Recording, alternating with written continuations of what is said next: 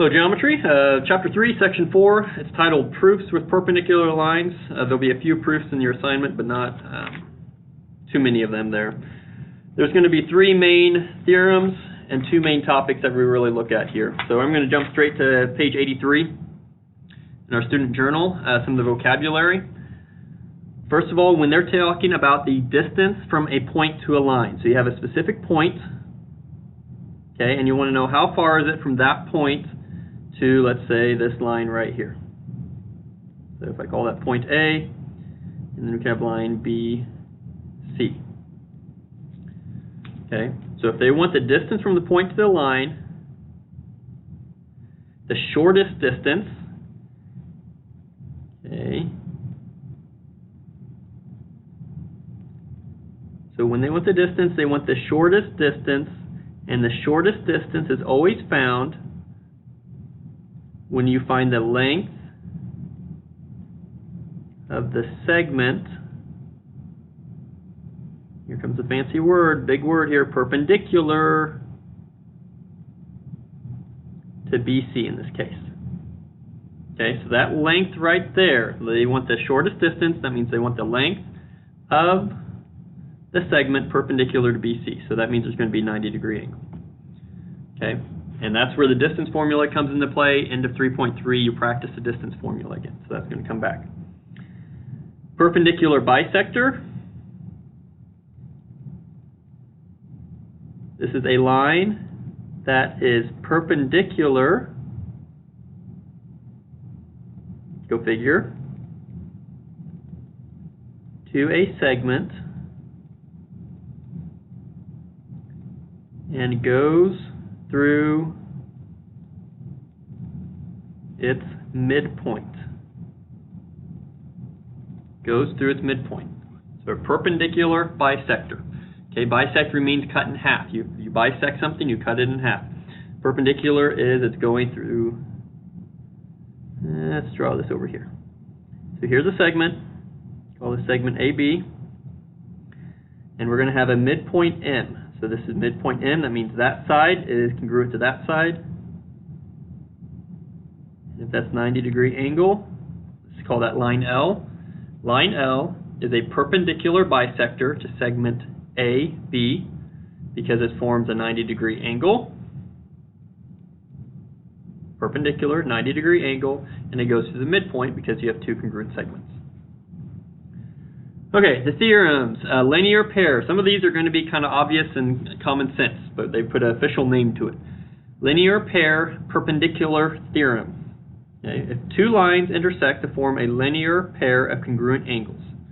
Okay, so we have line H and line G, and if you have a linear pair of congruent angles, then the lines are perpendicular.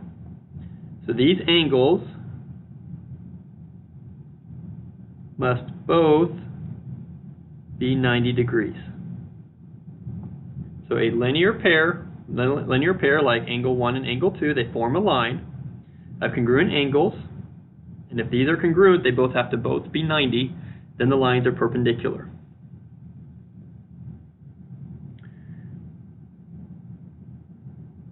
So let's say here, that one and that one, if these angles are congruent, there's our congruent symbol,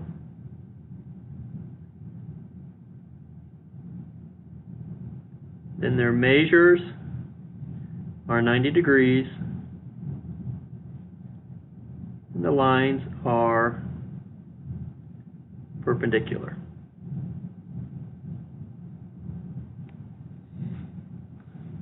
Okay, so if they say these 2 angles are equal, that's what you know. Perpendicular transversal theorem. In a plane, so we have a single plane, if a transversal is perpendicular to one of 2 parallel lines. This is a given piece of information. 2 parallel lines. Okay, perpendicular, that's a given. Here comes the then, because if then it is perpendicular to the other line. Okay, so if this is 90 degrees and these are parallel, then this also has to be 90 degrees. So the 2 angles are equal or congruent. So why are they equal? Well, if I mark them out, they would be an F. They are what kind of angles? Corresponding angles. Okay? So if H is parallel to K and J is perpendicular to H, then J is perpendicular to K. So if it's perpendicular to one, it's going to be perpendicular to the other if they are parallel lines. Okay, lines perpendicular to a transversal. So in a plane, if two lines are perpendicular to the same line, then they are parallel to each other.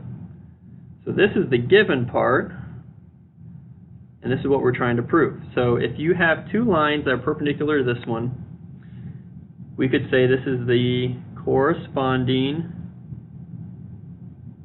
angles converse theorem. That's what you'd use in that case, corresponding angles converse theorem.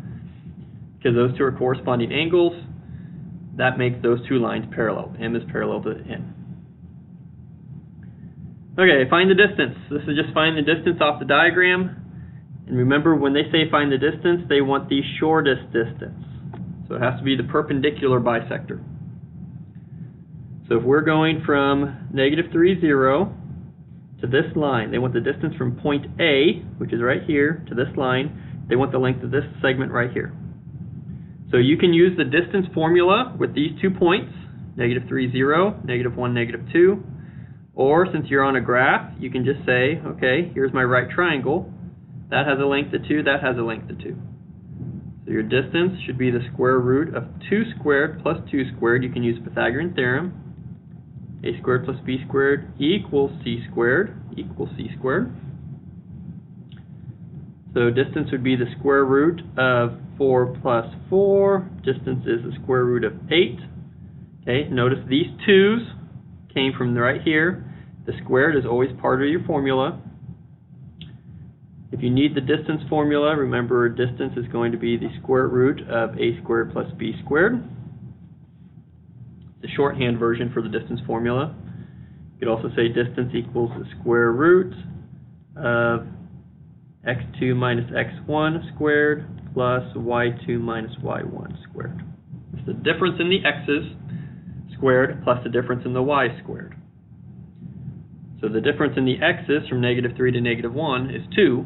The difference in the y's from 0 to -2 is 2. So 2 squared plus 2 squared. So square root of 8, that's going to be almost 3. Get about 2.83. Distance is approximately 2.83. Make sure you check to see what they want you to round to. Okay, distance here. So here's A, here's the D. I need the difference in my x's. So -3 to 3, that should be 6. So if I draw my triangle, I'd go over, I'd go down. There's my triangle. 1, 2, 3, 4, 5, 6. 1, 2, 3, 4, 5, 6. 6 and 6. So that'd be the square root of 6 squared plus 6 squared. That's the square root of 36 plus 36. That's the square root of 72. Which is going to be 8.48. Try to get the distances for 3 and 4, and come back and we'll go over the answers for that.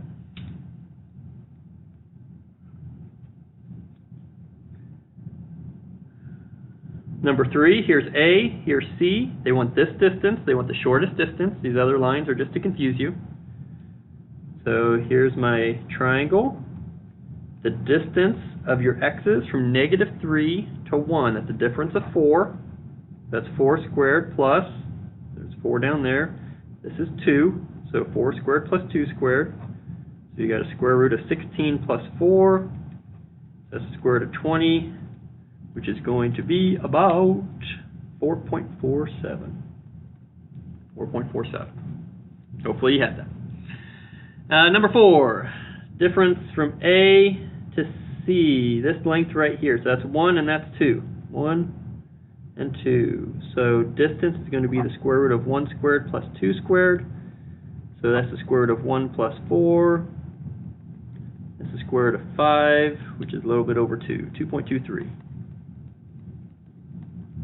2.23. So there's your distance work. Some of your other questions now are just dealing with those three theorems. Determine which lines, if any, must be parallel. Explain your reasoning. Our explanations can be some of the theorems that we have here that we've been using. So we have here, we have a right angle. So we have line S and it's perpendicular to line P. Does line Q and P, do they have to be parallel? Okay, the way it's drawn, it definitely looks like it. But this doesn't fit any of our characteristics. Line Q they could intersect way down here. It could be shifted. We don't know if this is a 90-degree angle. If these are two 90-degree angles, then there would have to be. So we say none. None there have to be parallel. Number 6, okay, we got P and Q. You see they're forming a 90-degree angle with line R. So P has to be parallel to Q. Okay, and you notice how that diagram looks like this diagram. You see how you have the two perpendicular angles? So a similar shape there. You have two lines perpendicular to a transversal. So we would say perpendicular transversal theorem. Okay, perpendicular transversal theorem. Okay, we got lots of stuff going on here. It looks like J is perpendicular to M and K is perpendicular to M. So that is J is parallel to K, perpendicular transversal theorem. We have another right angle here. M is perpendicular to K, and N is perpendicular to K. So M has to be parallel to N, the same reason, perpendicular transversal theorem. Okay, number 8, we have M and S are perpendicular, N and T are perpendicular.